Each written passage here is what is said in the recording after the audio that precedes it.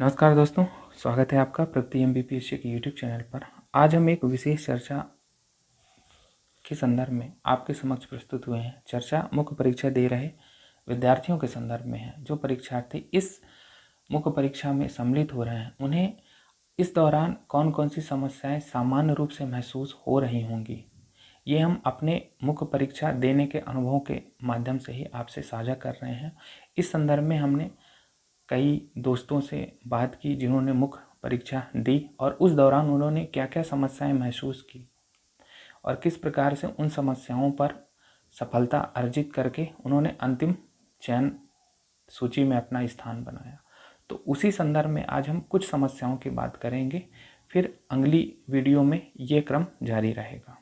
पहली समस्या हो सकता है कंटेंट को लेकर आ रही हो, क्योंकि जो नया सिलेबस आया है तो नए सिलेबस के अनुसार आपको मार्केट में कंटेंट उपलब्ध तो होगा, लेकिन रिलायबल सोर्स कौन सा है, तो इससे लेकर एक संबंध में समस्या आ रही होगी। फिर इतने वास्ट सिलेबस को कैसे पढ़ें, कैसे उनमें से महत्वपूर्ण बिंदु निकाल कर तैयार करें, जिसको आप शॉर्ट नोट्स बनाना कहते हैं। ठीक है। एक और समस्या आ सकती है कि इनमें से क्या पढ़ना और क्या छोड़ देना हमारी परीक्षा की दृष्टि से क्या महत्वपूर्ण हो सकता है। ये भी एक समस्या आ रही होगी जो सामान्य है। जो सिलेबस है, सिलेबस को जल्दी से जल्दी समाप्त करने की भी एक चुनौती है, क्योंकि आपको समय ही कम मिला है। क्योंकि जब ये निश्चित हुआ कि मुख्य परीक्षा 24 अप्रैल से होना है, तो आपके पास लगभग 2 माह का समय था, और अभी अगर वर्तमान समय में हम देखें तो लगभग 45 से 48 दिन का समय आपके पास बचा हुआ है। तो इतने कम समय में इतना सिलेबस तैयार करना एक सामान्य समस्या हो सकती है, इसमें कोई विशेष बात नहीं है। ये सभी विद्यार्थियों के लिए समस्या है, चाहे वो पहली बार एग्ज़ाम दे रहे हों, पहली बार मुख्य परीक्षा में सम्मिलित हो रहे हों, या उन्होंने कई बार दे रखा हो। ठीक है। या जो पहले से ही सिविल सेवा में है, उनके लिए भी समस्या है। कम होगी समस्या, लेकिन है, क्योंकि सिलेबस चेंज हुआ है, पैटर्न में चेंज आया है, तो समस्या है। एक और समस्या हो सकता है कि आपको आंसर राइटिंग को लेकर आ रही हो। तो आंसर राइटिंग को लेकर क्या समस्या हो सकती है, आंसर राइटिंग कैसे करना है, कैसे आंसर की फॉर्मेटिंग करना है, क्योंकि प्रश्न 10 शब्द, 50 शब्द और 200 शब्दों के पूछे जा रहे हैं। तो कितना कंटेंट तैयार करें और किस हिसाब से करें, फ्लो चार्ट, बार ग्राफ्स, इन सब का किस प्रकार प्रयोग करना है। हमने जैसे अपने इथिक्स के वीडियो में बात की थी कि हमको एग्जाम्पल्स देने हैं, जो अभी करंट के एग्जाम्पल्स चल रहे हैं, तो इनको देना है। तो इन सब की एक चुनौती हो सकती है, एक सामान्य समस्या हो सकती है कि सिलेबस के साथ साथ इन चीज़ों को भी कैसे कवर किया जाए। ठीक है। तो आंसर राइटिंग एक समस्या हो सकती है। फिर एक समस्या और हो सकती है जो टेस्ट सीरीज से रिलेटेड है, कि पहले सिलेबस कंप्लीट करें कि टेस्ट सीरीज करें, या दोनों को साथ में लेकर चलें। तो ये 2-3 समस्याएं आ सकती हैं। आंसर राइटिंग से संबंधित और भी समस्याएं हो सकती हैं। ठीक है। तो अभी इस पर बात नहीं कर रहे हैं, जब अगले और वीडियो बनाएंगे तो उसमें आंसर राइटिंग पर एक वीडियो अलग से लिया जाएगा, तो उस संबंध में बात वहाँ हो जाएगी। अभी हम सामान्य समस्याओं की बात कर रहे हैं जो हमारे अनुभवों पर आधारित हैं। हमने भी ये समस्याएं महसूस की थी जो आप अभी कर रहे हैं। तो अभी हमने लगभग मोटे तौर पर 2-3 समस्याएं बात करी कि मार्केट में कंटेंट का रिलायबल सोर्स ना मिल पाना एक बड़ी समस्या है। दूसरी बात ये है कि सिलेबस को हम जल्दी से जल्दी कैसे कंप्लीट करें, क्योंकि समय कम है। तीसरी बात हो सकती है टेस्ट सीरीज़ की, कि सिलेबस के साथ ही टेस्ट सीरीज करें या टेस्ट सीरीज को अलग से करेंगे, पहले पूरा पढ़ लें फिर टेस्ट सीरीज करें। तो इस प्रकार की ये सामान्य समस्याएं हैं, और इन सामान्य समस्याओं से एक स्टूडेंट खुद को बोझ महसूस करने लगता है और वो फिर धीरे धीरे सरेंडर करने लगता है। और जब वो सरेंडर कर देगा, आत्मसमर्पण कर देगा, और जैसे चल रहा है चलने देगा, जितना पढ़ लिया तो पढ़ लिया, नहीं तो ध्यान नहीं दे रहा है कि कहाँ से प्रश्न पूछे जा रहे हैं, हमें किन पक्षों पे ध्यान देना चाहिए, हमारी कहाँ स्ट्रेंथ है, हमारी कहाँ वीकनेस है, जहाँ वीकनेस हम उस पर काम करें। अगर इस प्रकार से वो ध्यान नहीं दे पा रहा है, जैसी चीज़ें चली जा रही हैं वैसे चला जा रहा है वो भी, तो फिर वो धीरे धीरे आत्मसमर्पण करने लगता है।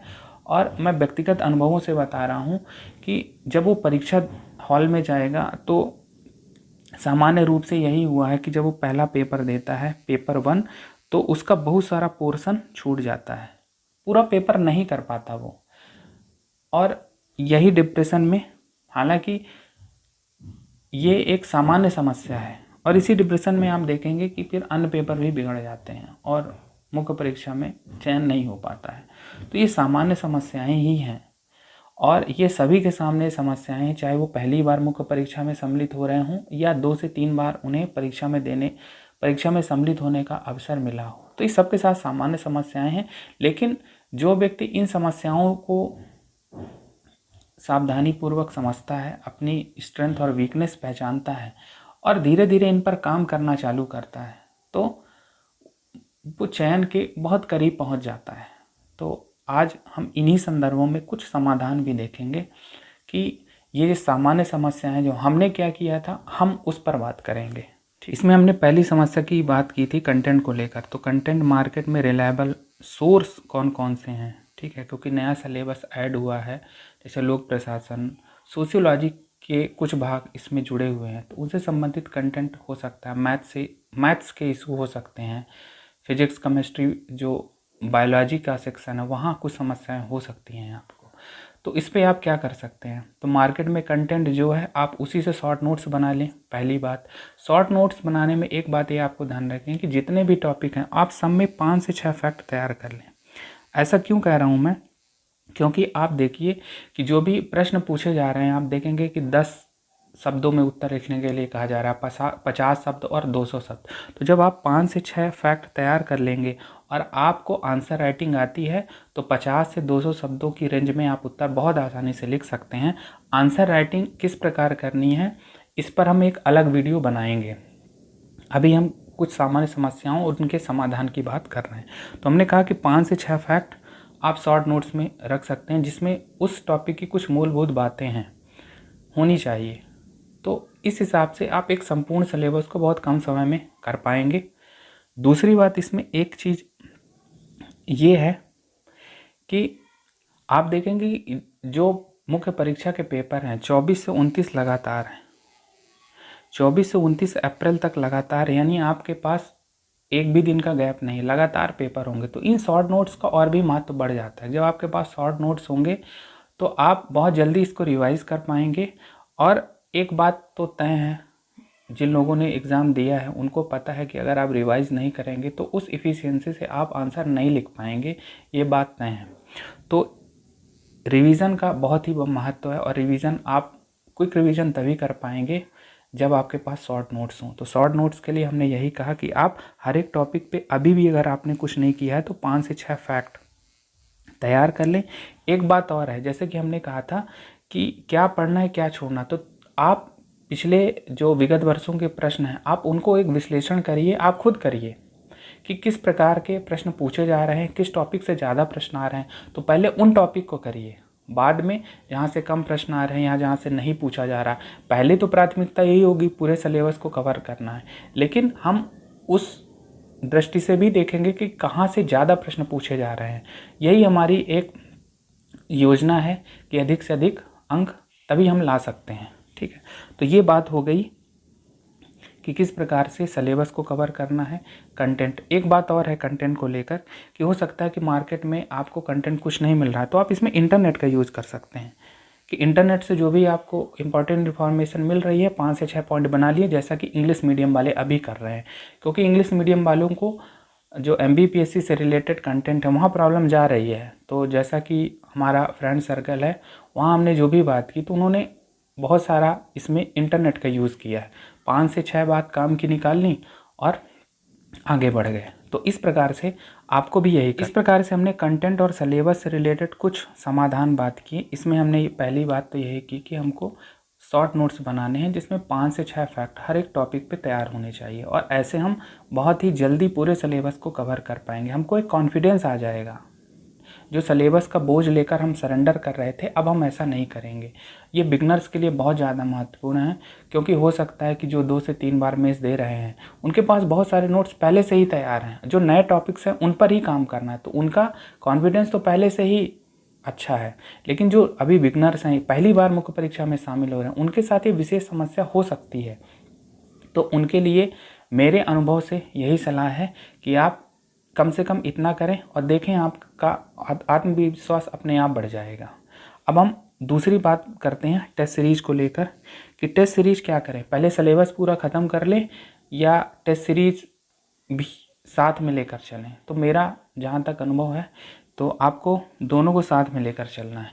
अगर आप टेस्ट सीरीज हल नहीं कर सकते हैं तो जो हमने शुरुआत की थी, जैसे कि हमने क्या किया, कोई भी टॉपिक पढ़ा और जो प्रीवियस ईयर पेपर है उनको खुद से सॉल्व करने की कोशिश की, उसकी एक खुद फॉर्मेटिंग की। और आपका जो फ्रेंड सर्कल, या तो आप वहाँ चेक करा सकते हैं या नहीं चेक कर सकते हो, आप खुद ही चेक कर सकते हैं क्या।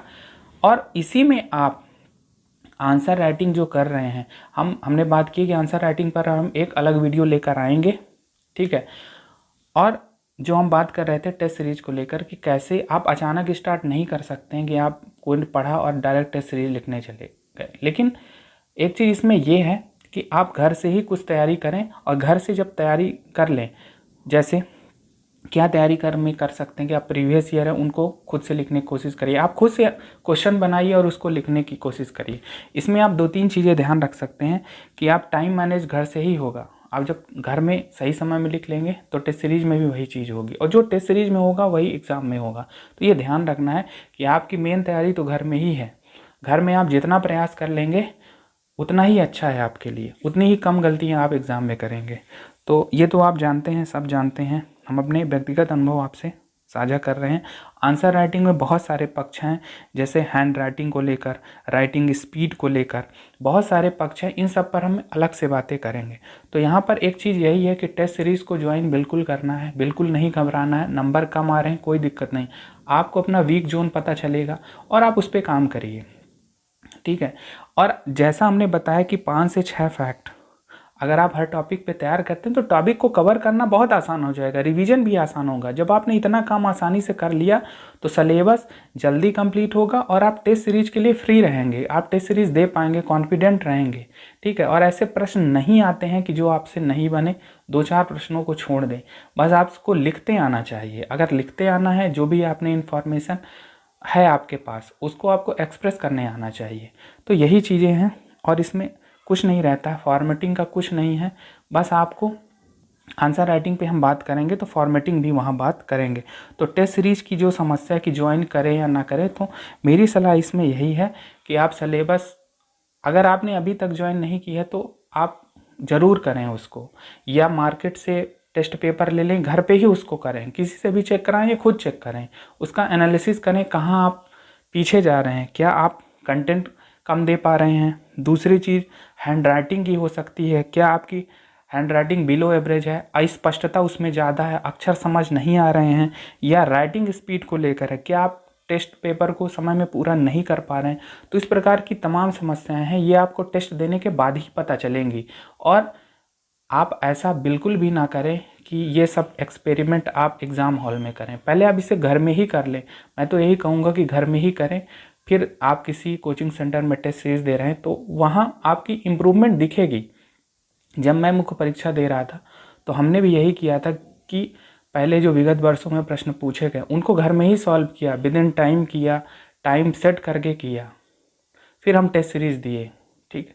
और एग्ज़ाम में भी, हालांकि जब मैंने एग्ज़ाम दिया था तो मेरा भी वीकनेस यही रहा कि पहला पेपर में कुछ प्रश्न छूट गए थे, थर्ड पेपर में भी कुछ प्रश्न छूट गए थे, उनको मैं नहीं हल कर पाया। तो उन्हीं अनुभवों को आपसे मैं साझा कर रहा हूँ। तो इस प्रकार से हमने आज बहुत सारी बातें की, तो हो सकता है कि आपके लिए ये उपयोगी सिद्ध हो, और हम आशा भी यही करते हैं कि हम आपके संदर्भ में कितना अपना अधिक से अधिक सहयोग कर सकें। तो इस लेक्चर में या इस क्लास में फ़िलहाल इतना ही। जब हम आगे मिलेंगे तो और भी इससे संबंधित बातें करेंगे। धन्यवाद।